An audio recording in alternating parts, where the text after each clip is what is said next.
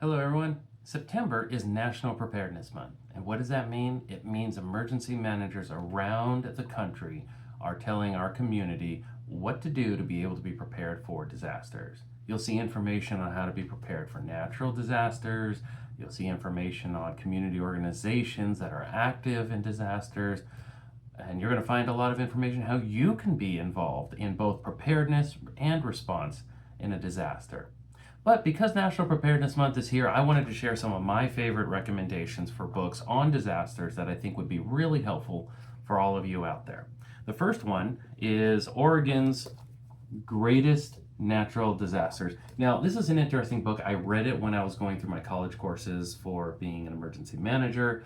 This one is really specific to Oregon, so I don't have Washington, I don't have California, Iowa, Delaware. I don't know what your disaster history is. But in this particular one here goes over the histories of all the disasters that happened in Oregon all the way back to when Mount Mazama blew, which is now Crater Lake. It's a really interesting read if you like history, which I do, and really some of these stuff in here, some of these events are really unique, and maybe some of the people you know lived through some of them. The second one I would recommend is Quakeland. We live in earthquake country here in Oregon, and maybe a lot of you out there do as well. And this book by Catherine Miles goes into earthquakes around the country, preparations for it, things of risk that we have to be worried about. It's a really interesting read about all the earthquake faults, the earthquake risk that exists all throughout the country. Go ahead and pick this one up if you are one of the many millions of Americans who live in earthquake country.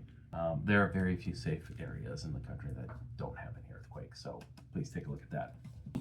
The unthinkable. Every time I talk to somebody about how to be prepared for disasters, I always tell them it goes beyond your disaster kits. It goes beyond the 72-hour kits and emergency water and emergency food.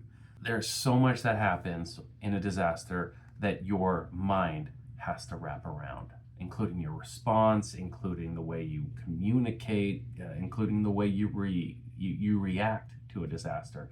Amanda Ripley, in this updated version of The Unthinkable, talks about how our minds operate, how our thinking happens in a disaster. This is one of the books I recommend to every single one of my clients as an emergency manager. Every single presentation I give on disaster preparedness, this is the one book that I recommend to everyone because the information is so vital. This here, the blue covered one, is the updated version of Amanda Ripley's book. I have the smaller one. It's notated, it is tagged, it is dog-eared, and it is one of the most important books in my library when it comes to disaster planning and preparedness.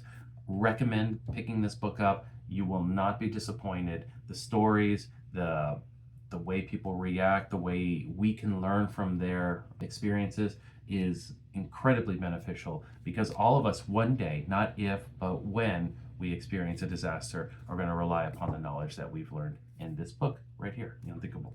Lastly, for nonfiction, Emma Patty's book, Tilt. Once again, if you're in the Portland area, you are going to love this book.